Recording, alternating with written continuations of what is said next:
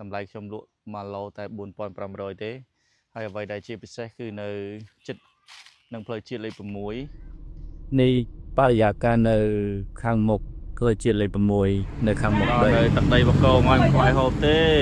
មើលនេះចង់អីចង់មាន់ចង់ត្រីចង់កពឹសបាទនេះនៅបរិយាកាសនៅខាងមុខដីដែលយើងដាក់លក់មើលបាទសូមគោរពសូមជម្រាបសួរពុកម៉ែបងប្អូនសុខសប្បាយបរិយាកាសនៅម្ដុំដីតែផ្សព្វផ្សាយដាក់លក់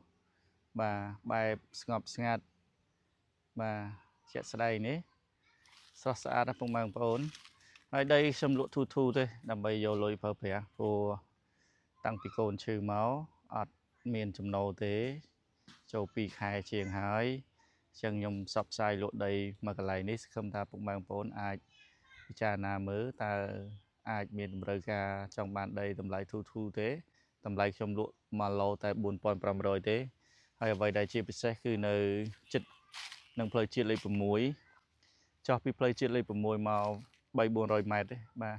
យើងអាចរត់ភ្លើងរត់អីហើយមានផ្លូវចេញចូលឡានបាន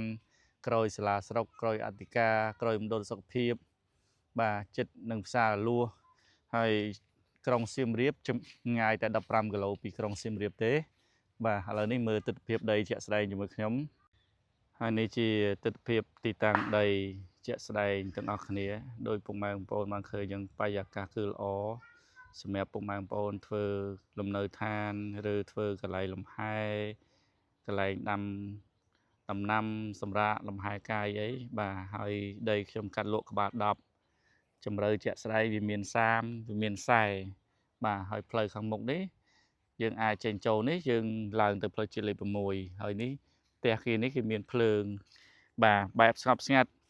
យើងចង់ទៅក្រុងសៀមរាប20នាទីទេបាទហើយដីខ្ញុំកាត់លក់នេះពីចំណុចនេះទៅបាទហើយទិញទៅបាននៅជាប់ជាមួយខ្ញុំដែរបាទខ្ញុំទុក1ឡូទូចនេះកន្លែងដើមឈើពួកខ្ញុំឆ្លាញ់ដើមឈើហើយខ្ញុំធ្វើកូនរោងសម្រាប់ចុងភៅតិចទៀតខែប្រាំងនេះហើយខ្ញុំកាត់លក់ពីទីនេះទៅក្បាល10ជម្រៅខាងនេះរៀងស្ទើរបន្តិច20ជាង30បាទជម្រៅនេះរៀងស្ទើរតម្លៃខ្ញុំលក់4200បើទៅនេះ10ជិត40ខ្ញុំលក់4500ខុសត្រូវគ្នា300ទេបាទបើនិយាយទៅខុសត្រូវគ្នា300ទេបាទហើយដូចជាស្ដែងពុកម៉ែបងប្អូនឃើញហើយបរិយាកាសគឺល្អនេះផ្ទះដើមកន្លែងដាំដូងនេះផ្ទះគេក្រោយសាលាស្រុកប្រាសាទបកងហ្មងខេត្តសៀមរាបបាទហើយផ្លូវនេះយើងចេញឡើងទៅផ្លូវបេតុងក្នុងភូមិហើយទៅនេះមានផ្ទះមានអីបើនិយាយទៅអ្នកចំណូលថ្មីចង់បែបស្ងប់ស្ងាត់អីកូនខ្ទមមួយកូនផ្ទះមួយអីអាច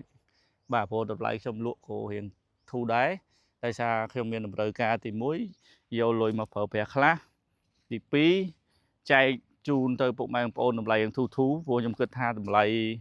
4500ពុកម៉ែបងប្អូនទិញដីឡូតបានទេបាទទិញដីឡូតបានទេហើយដីឡូក្បាល5ជម្រៅ20អានេះក៏បើយកពីជ្រុងទៅនេះ10ជម្រៅបាន40គាត់នៅវាច្បូចយកខ្ញុំសុខចិត្តយកកន្លែងច្បូចនោះបាទអញ្ចឹងពុកម៉ែបងប្អូនមានជំរឿសអាចតាក់ទងមកខ្ញុំមុនមានតម្រូវការពុកម៉ែបងប្អូនអាចបានដីដែលមានជំរឿបានយ៉ាងជ្រៅហើយខ្ញុំគិតខុសត្រូវគ្នា2-300ទេបាទហើយក្បាលវាបាន100ជាងអញ្ចឹងខ្ញុំកាត់លក់ខ្លះខ្ញុំទុកខ្លះខ្ញុំទុកជាមួយបងប្អូនខ្ញុំខ្លះដើម្បីនៅចិត្តពុកម៉ែបងប្អូនដែរបាទហើយផ្លូវនេះពុកម៉ែចេញចូលឡានបានបាទហើយនេះខ្សែភ្លើងគេពងរត់ខ្សែភ្លើងគេពងរត់ហើយនេះគេពងព្រោះស្រូវហើយឃើញដើមម្សៅដើមអីនេះសិតភូមិហើយបាទបើនិយាយថាវាស្ងាត់បន្តិចមិនមែនជានៅក្នុងភូមិប៉ុន្តែអាចធ្វើផ្ទះធ្វើអីរស់នៅបាននេះបរិវេណទៅនេះដំបូងខ្ញុំប្រងធ្វើផ្លូវ6ម៉ែត្រហើយកាត់បែរមុខទៅជើងហើយដល់ពេលខ្ញុំគិតថាវារៀងអត់សូវស្អាតខ្ញុំគិតបែរកាត់បែរមកផ្លូវមុខនេះទៅកុំឲ្យយើងចំណាយធ្វើផ្លូវធ្វើអីបាទហើយជាក់ស្ដែងអញ្ចឹងហើយបញ្ជាក់ជូនពុកម៉ែបងប្អូនបាទខ្ញុំដីនេះវានៅបច្ចុប្បន្នវានៅក្នុងតំបន់អប្សរាហើយជាប្រភេទប្លង់ខ្ញុំធ្វើកាត់ឈ្មោះជូនពុកម៉ែបងប្អូនប្លង់ភូមិឃុំហើយបើសិនជាពុកម៉ែបងប្អូនចង់បានលបងអាចថែមឲ្យខ្ញុំតែ800ទៀត ឬ 1000 ទៅតាមជំរឿទូជំរឿខ្លីអញ្ចឹងខ្ញុំអាចធ្វើលបងឲ្យពុកម៉ែបងប្អូនហើយចាក់ដីពុកម៉ែបងប្អូនអាចរងចាំខែប្រាំងចាក់រៀងធូរថ្លៃឬក៏ចង់ចាក់ឥឡូវហ្នឹងក៏បានបើជាក់ស្ដែងវាអត់សូវជាលេខប្រមាណទេប៉ុន្តែក៏យើងត្រូវតែចាក់ដីបំពេញវាដែរបាទហើយនេះជាសម្រស់បាទនិយាយទៅ1 ឡូចាប់ពី$4300ឡើងទៅហើយតម្លៃនេះខ្ញុំលក់ដាច់អត់មានចោះអីទៀតទេហើយលក់ចេញក៏ចេញលក់មិនចេញខ្ញុំដោះស្រាយបានក៏ទៅតាមនឹងព្រោះគោលបំណងខ្ញុំទៅនេះអានេះខ្ញុំនិយាយអស់គោលបំណងចង់បានរោងបាយហើយនឹងកន្លែងធ្វើដាំដំណាំបាទគឺស្រឡាញ់ប៉ុន្តែយើងវាអត់មានលទ្ធភាពទៅតាមក្តីសម័យទៅតាមគោលបំណងអញ្ចឹងបានយើងត្រូវការដោះដូរខ្លះទុកខ្លះមកទូចបានហើយក៏លោកពុកម៉ែបងប្អូនថាចង់មកនៅក្បែរខ្ញុំដែរវាមិនថ្លៃពេកទេដីប៉ុណ្ណឹងហើយខ្ញុំនៅតែជួយមើលថែការខុសត្រូវពុកម៉ែបងប្អូនថោះតែងទៅឈ្មោះកខ្ញុំទេមេភូមិមេឃុំហើយពុកម៉ែបងប្អូនធ្វើលបងទៅបើថាអត់មានពេលធ្វើឲ្យតែលុយខ្ញុំមកវាស់ម៉ែត្រគិតលុយទៅវាស់ម៉ែត្រគិតលុយទៅជ្រើចាក់ដីពុកម៉ែបងប្អូនថាចង់រត់ភ្លើងមានសម្បត្តិហ្នឹងរត់ភ្លើងបានភូមិឃុំភ្លើងរត់ចូលមកហើយចង់ដាក់សូឡាក៏បានបាទនេះគ្រាន់តែជាការគិតរបស់ខ្ញុំទេគាត់ថាពុកម៉ែបងប្អូនខ្លះក៏គាត់មិនអាចស្គាល់ខ្ញុំមិនអាចជឿជាក់លើខ្ញុំទេប៉ុន្តែបើពុកម៉ែបងប្អូនដែលស្គាល់ខ្ញុំគិតថាលុយប៉ុណ្ណឹងវាមិនជាច្រើនប្រមាណទេបើសម្រាប់ពុកម៉ែបងប្អូនតែគាត់មានថវិកាច្រើនឬពុកម៉ែបងប្អូនដែលមានបំណងចង់បានដីមកកូនដុំសម្រាប់ធ្វើលំហែតែប្រាំងនេះខ្ញុំអាចនឹងធ្វើហើយអញ្ចឹងមានដីយ៉ាងច្រើនខ្ញុំកាត់បានយ៉ាងច្រើនតែ4 ឡូឯងបាទ4 ឡូវាអាចចូលក្បាលខ្សែអញ្ចឹងណាអញ្ចឹងពុកម៉ែបងប្អូនអាចទិញ1 ឡូជាមួយបងប្អូនឬជាមួយក្រុមគ្រួសារអី4 ឡូដូចជាមិនច្រើនទេបើដីឡូខ្លះគេលក់បានរាប់រយ